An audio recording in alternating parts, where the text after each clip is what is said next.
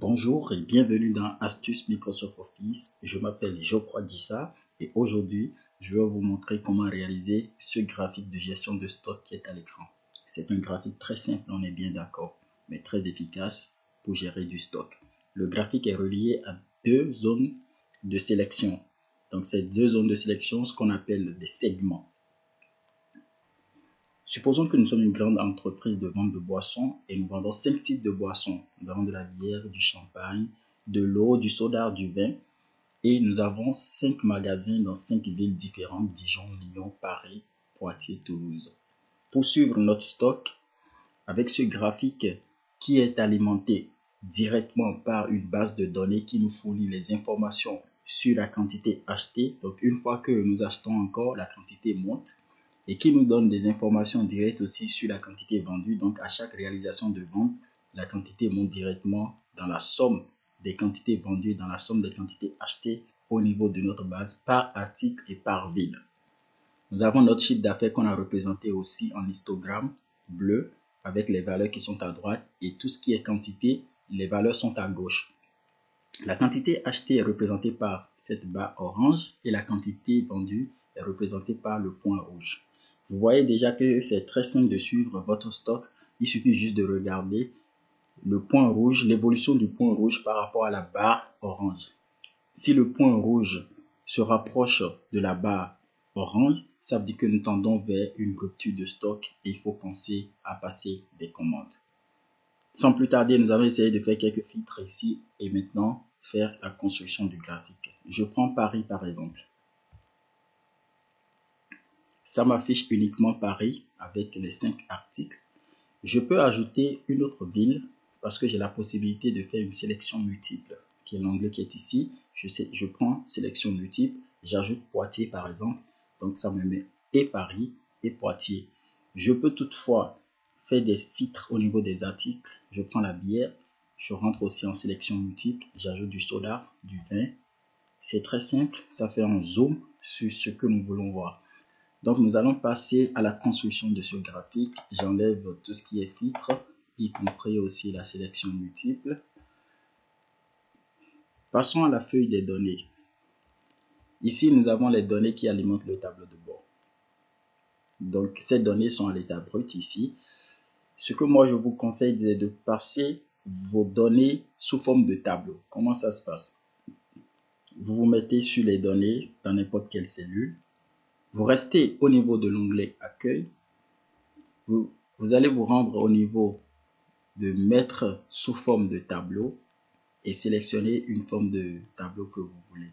Je vais sélectionner ce bleu et ça me sélectionne directement l'ensemble de mes données.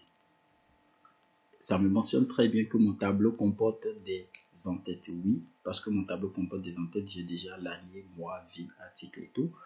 Je vais valider. Je valide, ça me met directement l'ensemble des données sous forme d'un tableau. Ce qu'il faut faire au préalable avant de commencer par réaliser le graphique.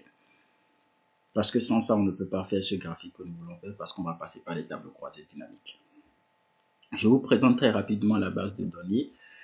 Nous avons l'historique de nos ventes sur 3 années, 2018, 2019, 2020.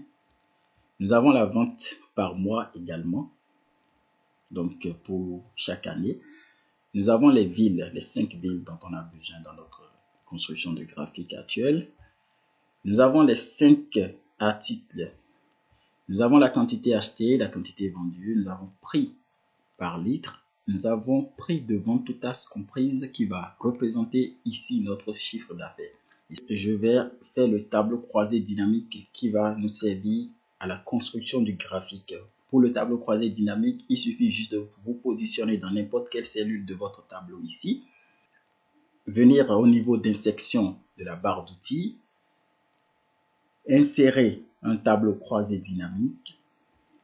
Nous avons cette fenêtre de création du tableau croisé dynamique qui s'ouvre.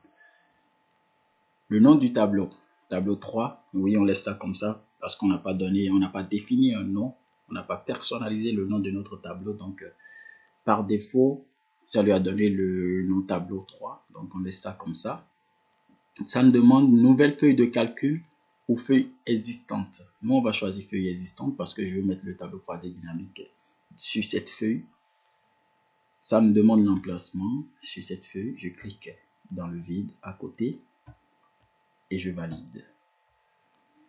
Vous constatez déjà que nous avons le tableau croisé dynamique qui apparaît à l'écran, mais sans données. C'est à nous de choisir les données que nous voulons représenter. Nous voulons les villes. On va les mettre en ligne. Nous voulons les articles. On va les mettre sous les villes afin que dans chaque ville soit représenté chaque article. Après, on a besoin des quantités. Donc, on a quantité achetée, on a quantité vendue et le prix de vente toutes tasses comprises qui sera notre chiffre d'affaires ici. Il faut ajouter quoi d'autre? Nous allons mettre l'année en filtre parce que nous allons rester sur une seule année. On va rester sur l'année en cours. On va considérer 2020 comme l'année en cours.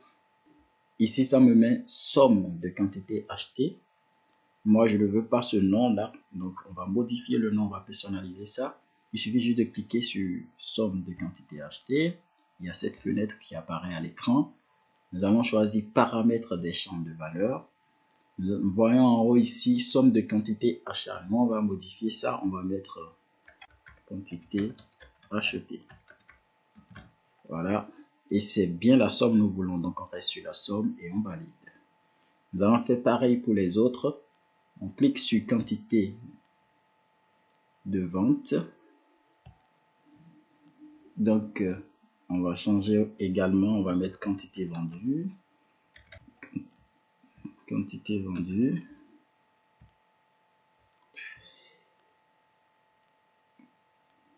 Après, nous allons cliquer sur somme des prix de vente.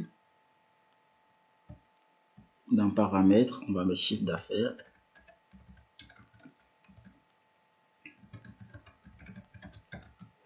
Notre chiffre d'affaires et on valide. C'est tout bon pour le tableau croisé dynamique. Et comme je vous le disais tout à l'heure, on va essayer de rester sur une seule année. On va rester sur l'année 2020. On va créer une nouvelle feuille pour la construction du graphique. Nous allons nous positionner sur notre tableau croisé dynamique. On vient au niveau de la barre d'outils, au niveau d'une section. On va insérer un graphique. Donc, nous allons prendre l'histogramme 2D. Nous ne voulons pas représenter notre graphique sur cette feuille. Alors, je vais sélectionner mon graphique. Je fais CTRL X pour couper. Je viens sur la nouvelle feuille. Je fais CTRL V pour l'avoir ici. Je vais l'agrandir un tout petit peu. Je sélectionne le graphique. Je fais clic droit là-dessus. Et la fenêtre qui apparaît, j'ai modifié le type de graphique. Donc, nous allons sélectionner modifier le type de graphique. Nous venons dans cet environnement. Tout en bas, il y a graphique combiné. Graphique combiné, quantité achetée. On va les mettre, on va pas mettre ça en histogramme, mais on va mettre ça en courbe. Donc, je vais choisir courbe, oui. Quantité vendue, courbe également. Et chiffre d'affaires, je laisse ça en histogramme. Maintenant, je vais changer les axes. Je vais remettre notre chiffre d'affaires. Les valeurs de notre chiffre d'affaires, on les avait à droite. Donc, ça fait l'as secondaire. Donc, je vais sélectionner as secondaire pour notre chiffre d'affaires. Je mets as secondaire. Vous allez constater déjà que ça a pu remonter un peu la courbe des quantités. Je valide. Je reviens sur le graphique. Je sélectionne quantité achetée. Je fais clic droit. Et tout en bas, il y a mettre en forme une série de données. Au niveau de la mise en forme de la série de données, je viens au niveau du remplissage.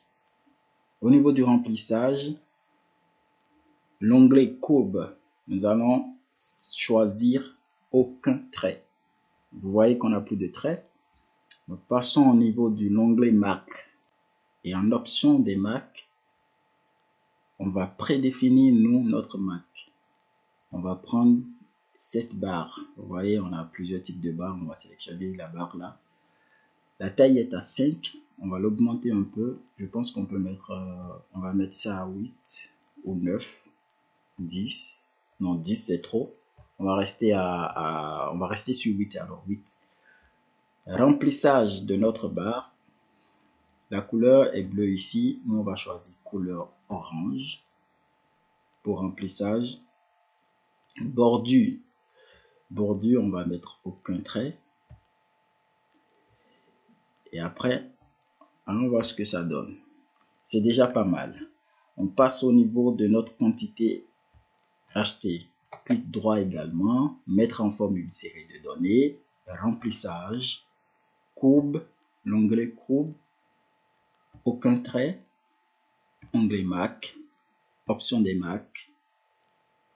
Ici, on avait dit point.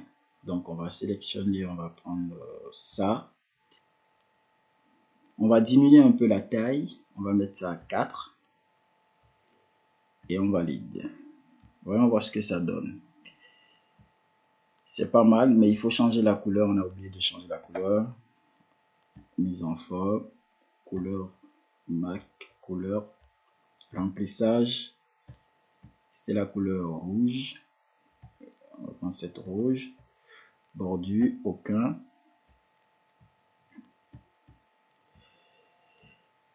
Prenons maintenant notre chiffre d'affaires qu'on va mettre en bleu. Clic droit. Remplissage. Et ici, nous allons changer la couleur. On va sélectionner ce bleu. Super. Bordure. Souvent, moi, j'utilise pas les bordures, donc aucun trait. Et je ferme. À présent, on a notre graphique. On va essayer de personnaliser un peu. Donc, les boutons que nous avons autour du graphique, on va les supprimer. Et pour cela, on fait clic droit. Masquer les boutons de champ de valeur. Et nous avons aussi masqué tous les boutons. On va masquer tous les boutons. Plus de boutons autour de notre graphique. Maintenant, pour la légende, on va changer de position pour la légende. On fait clic droit, on sélectionne bien la légende. On fait clic droit. Format de la légende. À droite, barre, nous on va mettre ça en haut. Et on ferme. La légende s'est positionnée en haut. Tout ce qui reste, c'est de la mise en forme. On va sélectionner ça à nouveau. On ira dans Accueil. Couleur du test. On va choisir noir. Après ça, on descend et on sélectionne l'as des noms aussi. Et là également, on peut changer la couleur du test. On va mettre ça en noir. Super. C'est plus visible. Et de ce côté, pour l'as des valeurs du chiffre d'affaires, on va mettre ça en euros. Donc, on va sélectionner ça également. On va faire clic droit. Il faut bien sélectionner ça. Clic droit. Mise en forme de l'as. On n'a rien à changer ici. On descend. Dans l'onglet nombre, nous avons catégorie et code de format. Catégorie. Nous avons nombre, nous avons monétaire. Nous, on va prendre monétaire. Directement, ça nous propose l'euro. C'est très bien, c'est ce qu'on veut. Décimal, ça nous propose 2 décimales. Donc, nous, on ne veut pas des chiffres après la virgule. Donc, on va mettre 0. Et je pense que c'est bien, tout est bon. On valide. C'est juste par entrée. Hein. Et je ferme. Je vais changer la couleur du test et mettre ça en bleu. Voilà. Pourquoi pas gras. Revenir ici sur l'as des quantités. Changer juste la couleur du test. Mettre ça en orange. Et gras également. Je réduis un peu notre graphique. Et c'est tout bon pour le graphique. Maintenant, les connexions. On va connecter notre graphique avec des segments, comme je vous l'avais montré ici, avec ces segments. Donc, on va créer les segments. Pour créer les segments, nous allons repartir sur notre tableau. Soit on peut rester au niveau du tableau ou du tableau croisé dynamique, peu importe. Et on vient dans Insertion. Dans Insertion, ça dépend de comment votre fenêtre, votre barre d'outils se présente. Moi, dans Insertion, il faut que je rentre encore au niveau de filtre avant d'avoir les segments. Des fois, vous avez votre segment directement qui s'affiche et je clique sur segment. Ça me demande quel type de segment je veux afficher. Quels sont les segments? Moi, je veux fil et article. Ça fait 2 segments. Vous voyez, ça les ramène directement. Je vais les sélectionner. Je sélectionne le premier. Je fais CTRL. Je sélectionne le second. J'ai les deux. Et je fais CTRL X. Ça les coupe. Je les ramène sur la feuille ici. Et je fais CTRL V. Et c'est tout bon.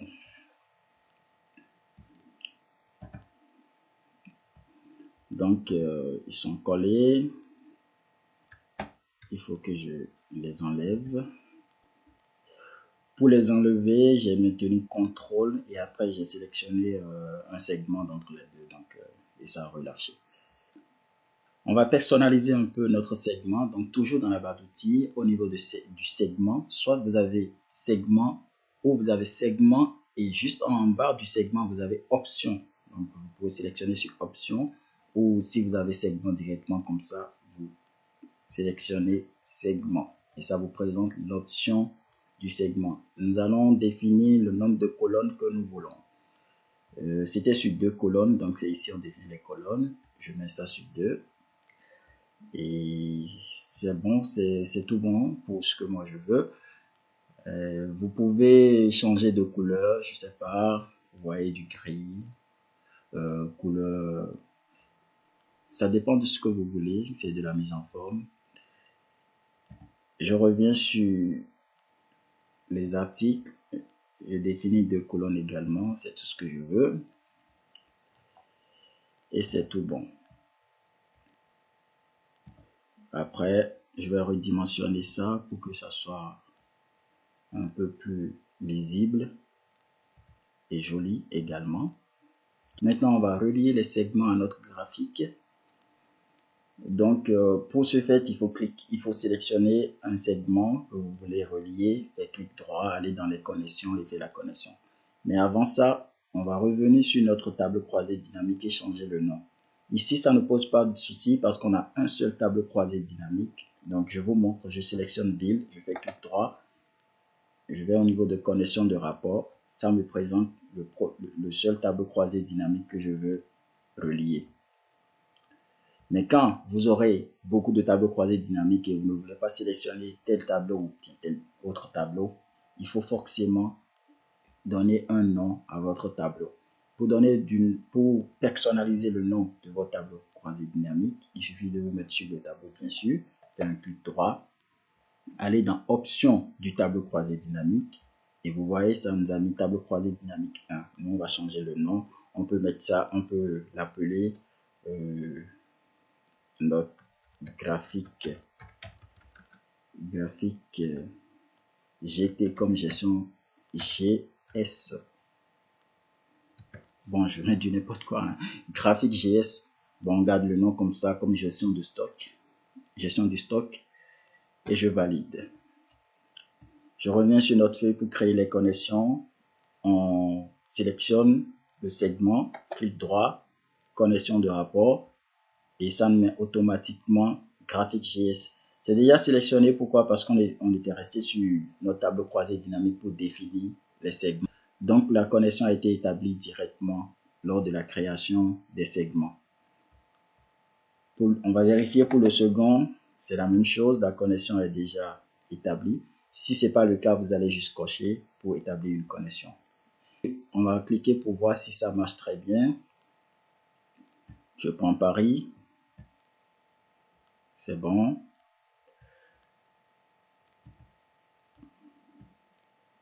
Je prends l'eau. J'ajoute Lyon, Dijon, et c'est parfait. Revenons au niveau de notre graphique de base pour voir qu'est-ce qui nous manque.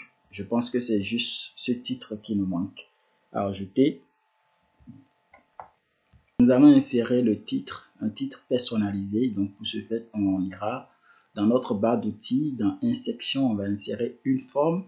Et la forme que nous, on va prendre ici, ce sera un rectangle tout simple, qu'on va dessiner tout simplement comme ça. Et après, on fait clic droit sur notre forme. Je sélectionne bien et je fais clic droit. Dans la fenêtre, j'ai modifié le texte ici. Et je vois que ça me donne la possibilité d'écrire dans le rectangle. Je mets gestion de stock. On peut dire, on va mettre ça en majuscule. Hein. On va mettre gestion de stock. Non, gestion de stock. Gestion de stock. Voilà. Après, il faut centrer. Donc, je viens dans accueil. Je centre. Bien centré. J'augmente un peu la taille. Je change la police. Je pense que c'est ça. Je change la couleur du texte. C'était rouge. Remplissage, on va mettre aucun. Bordure. On va essayer de modifier un peu. Donc, on ira au niveau de format de la forme. Bordure. Contour. Sans contour si vous voulez. Ou on va définir une couleur un peu grise. Comme ça. On a oublié deux petits trucs qui sont des détails. Ici, il y a quantité et ici, il y a chiffre d'affaires. On va les ajouter. C'est très simple, toujours dans les sections, on ajoute une forme, on va mettre un rectangle. On met comme ça ici. Super. Clic droit. Modifier le texte. Quantité. Quantité, je fais CTRL-C, CTRL-V. Je le déplace, je le mets ici. Je reviens là-dessus. Accueil. Je change la couleur du texte en orange. Remplissage aucun. Contour aussi aucun. Donc contour, on ira au niveau de format de forme. Contour aucun. Sans contour. Je reviens ici. C'est la même chose. Mais sur le texte, il faut changer. Ici, c'est chiffre d'affaires. Donc c'est A. Que je vais centrer. Le nom. La couleur, c'est bleu. Remplissage aucun. Contour également aucun. Je peux mettre ça en gras. Et voilà, nous avons fini ce graphique de gestion de stock que je trouve très efficace, mais très simple. Donc, vous pouvez le réaliser si vous avez des bases de données. Après, je vais continuer par réaliser des vidéos. Ensuite de ce graphique, on va faire plusieurs autres graphiques. On va en faire jusqu'à 4, 5 pour avoir un tableau de bord de gestion de vente. Donc ça, c'est un graphique de gestion de stock. Après, on va faire des graphiques sur des bénéfices. On va faire des graphiques de rentabilité. Et comme ça, l'ensemble va former un tableau de bord de gestion de vente. Et je vais vous montrer aussi comment gérer la base de données. Cette base que nous avons créée ici. On est bien d'accord qu'on a 5 magasins dans 5 différentes villes. Donc, je vais vous montrer comment collecter les données avec du fichier Excel et les mettre ensemble automatiquement aussi. Donc, nous sommes à la fin de cette vidéo. Merci de m'avoir suivi. Si ça vous a plu, likez, partagez et n'oubliez pas de vous abonner. On se dit à très bientôt pour la suite des vidéos. Au revoir.